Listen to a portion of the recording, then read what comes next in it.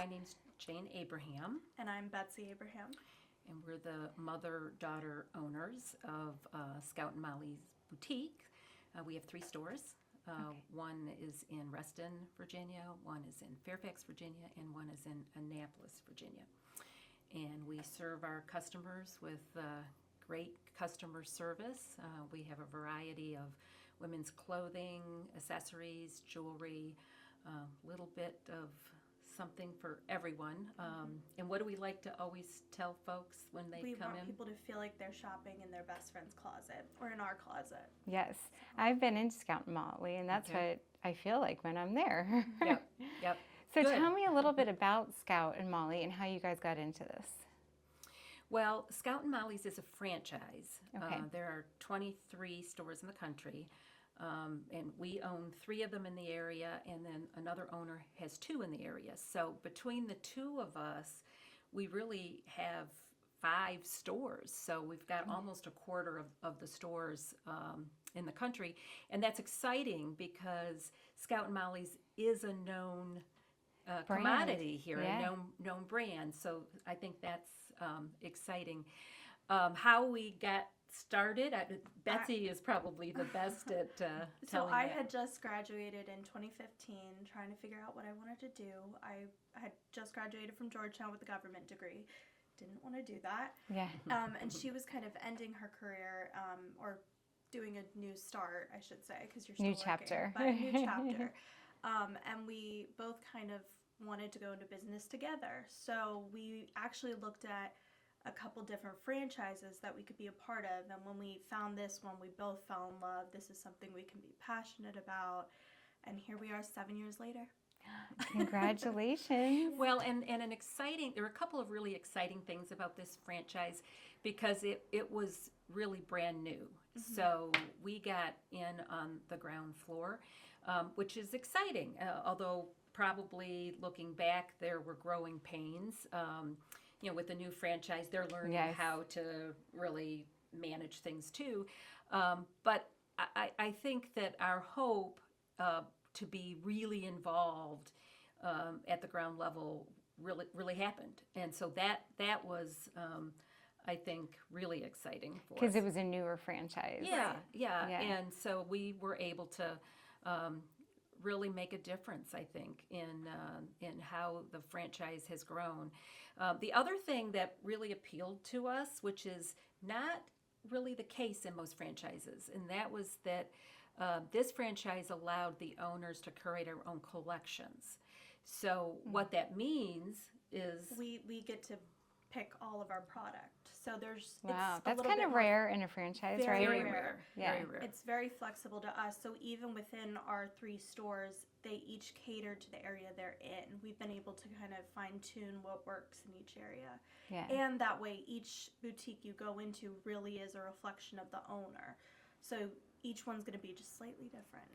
Yeah, I had no idea that that's something that you can do, and I love that you can curate it Yeah. specifically for the demographic in the area.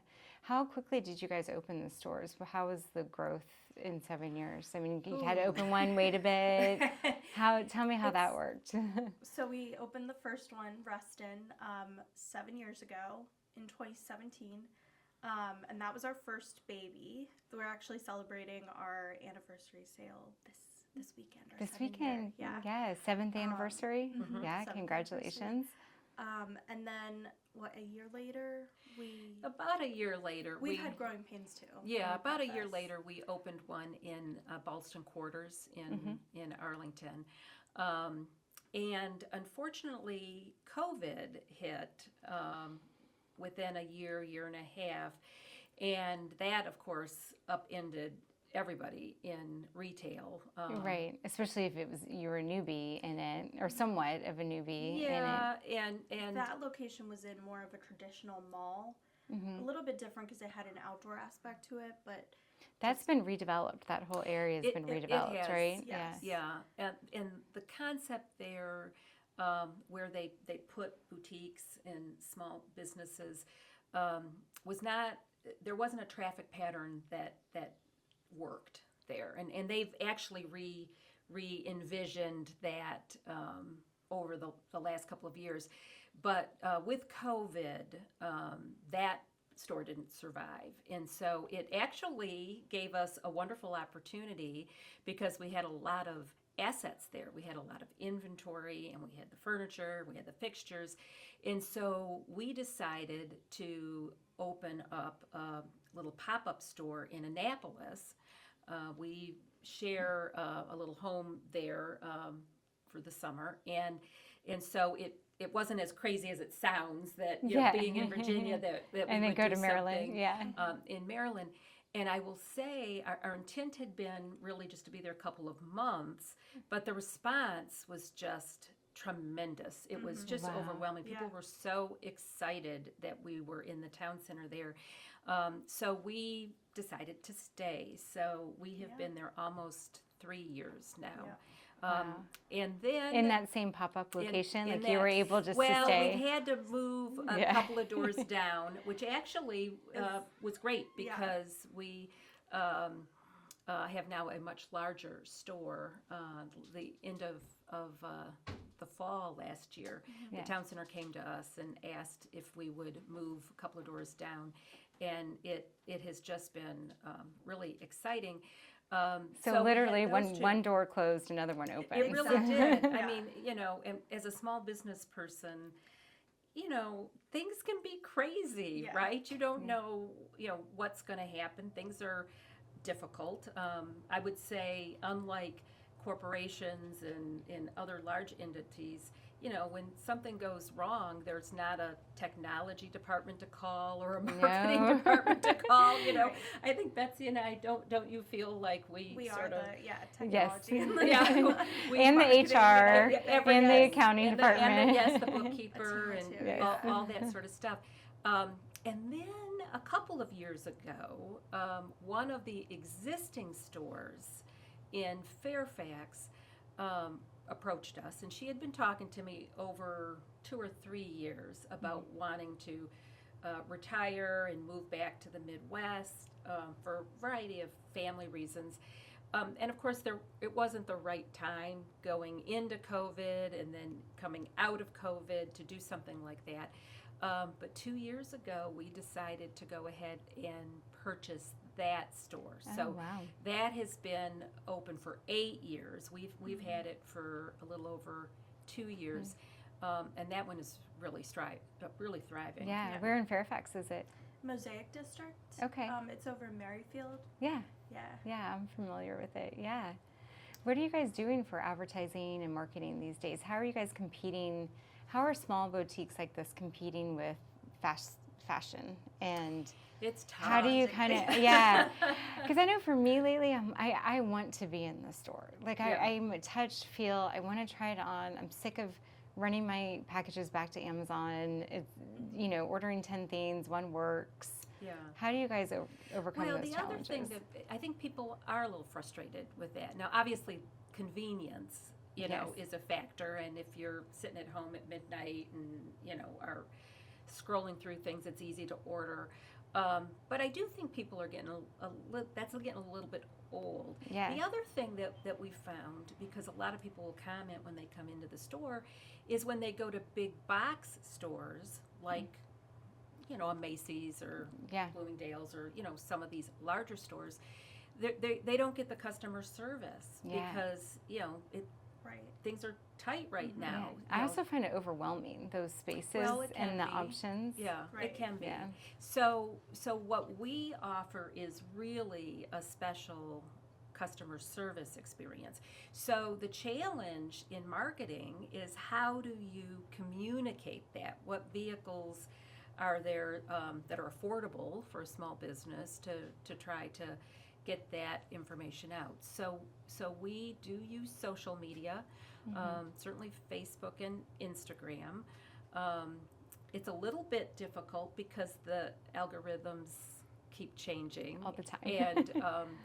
and those platforms, are obviously trying to get you to spend a lot of money on advertising. So that sort of organic reach that we had when we first opened 7 years ago isn't nearly like it was back then. So it's a constant sort of a challenge, and I would say a learning curve to try to figure out what to do in those social on those social media on those media platforms. Yeah. And then we do email. We do have a pretty large customer base between the 3 stores. And what we found is that even with Annapolis being a little bit of a distance away, we have customers that shop at all 3 stores. Because each store is a little unique, as Betsy was explaining. And when we have events, oftentimes we have some customers that will, on a Saturday shop 2 stores, and then on a Sunday go to Annapolis. They're going to and hit all shop the there. sales. They'll see what we have in each Yeah. one.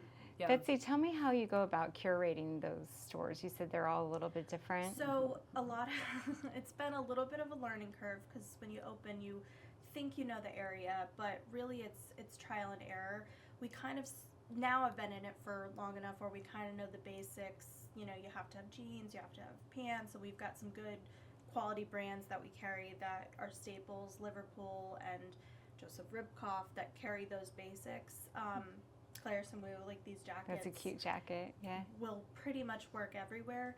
And then it's, as the year progresses, as we open, try a little bit of new things, see what works. In Reston, the town center we're in has a lot of business buildings, so there we do have a bigger selection of true workwear for women, which if you go to our Mosaic store, really, I mean, with the exception of a few cute blazers that you could also go out to work, it's a little different because that's more residential, and it's a lot more of a nightlife. There's a lot more restaurants there, so I would say trial and error, seeing what demographic lives there, because a demographic can live there, but it's all about who comes into the store. Yeah, who's shopping and in your having store. enough of a variety in the store to cater to anybody who comes in. So she always likes to say that a goal for us every time is if a mother, a daughter, and a grandmother all come in and they all 3 find something,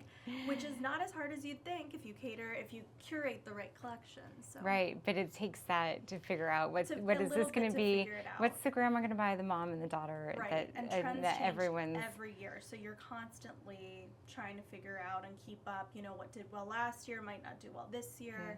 So, and we buy a portion of our clothes so far in advance, about 6 months in advance. So you're already like stocked up for fall. Yes. Well, Yes. it's in the pipeline. Yes. We're committed. We're just let's about say. there. Yeah. We're committed. It'll arrive, in season, but you do have to place these your orders, because then that's what the vendor uses to be able to produce the product. Sure. And so Yeah. you do have to make some calculated guesses early on. Guesses, yeah. But I will say what has been fun as a mother-daughter team with 2 generations here, when we go to market, whether it be the New York market or it be the Atlanta market, those are the 2 we typically go to, we do have different perspectives. Yeah. Right? Because we come from. But you need that, right? We absolutely Yeah. need that. And the interesting thing is not always. She picks young stuff, I pick older stuff. Right. We really have different styles. Style. And so I think that's been good. She is a little more trendy and fashion forward, and I'm a little more conservative, but I do still cater to younger things, and she to business. And you guys respect each other's style, which is nice too. Definitely. How is it working together? Do you guys have to kind of set some guidelines and boundaries, or how is the mother-daughter team working together? What advice do you best. have for somebody? Nobody's gonna care as much as your family. True. That's, I'd say, the biggest thing. Well, I love working together with her. It doesn't mean that we, see eye to eye on every single thing, because we don't necessarily. But I think we've learned over the years how to work together, because when you work together as a family, you don't want to lose what you have as a family and Right. and have tension because of work. And so, if we get to that point every once in a while, because, running a small business is stressful, and Yeah. having 3 small businesses is even It's more 3 times as stressful. I think sometimes we have to just stop and acknowledge, right, that, Yeah. you know, Yeah. What it break. is We and, need and break. take a break. Take a break. Yeah. Tell me a little bit about the events you have coming up. It sounds like you have some exciting things We coming up. What are really you guys do. doing? Yes, we do, and sometimes we will do the same event in all 3 locations, but this weekend we have 2 different events, and we're really excited about it. At our Reston store in Reston Town Center, we are celebrating our 7th anniversary. Oh, So congratulations. this weekend, That's awesome. we will have some sips available all weekend. We will be given 20% off all full price items. And we will have a special flash sale on some really cool Hout Shore crossbody bags. They typically run $72 to $78, and our flash sale will be $22 for Wow. these. So it's really a fun bag. It's silver, a little bit metallic looking. So it would be a fun gift for all your girlfriends. Graduations. Your graduations. That's You know, if you're where thinking we're at. about early holiday shopping, it's just a real special thing. And we've got quite a few of them, so I feel pretty confident we can fill any order that we get. And we are going to be giving away an anniversary gift with purchase. So it'll be something fun. special depending Yeah. on the size of the purchase. And are you doing it at all 3 stores? So that's going to be at the Reston Town Center store. Our Annapolis store actually is celebrating something that we're both very, very proud of. We were selected as the best women's clothing store in Annapolis. Wow. The local magazine. And this is all from when you just started as a little pop-up. Yes. Yes. Yeah. Well, it's because of our customers. I mean, this is where I think customer service really comes into play.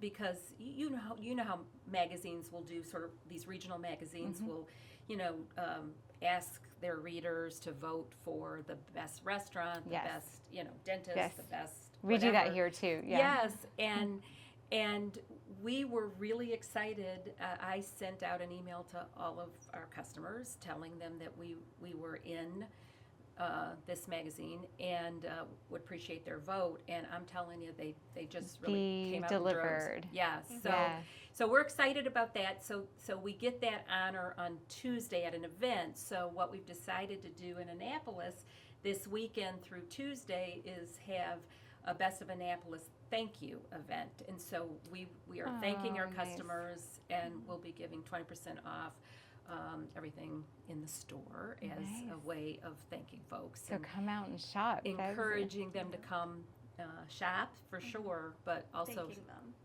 come celebrate with us. Yeah.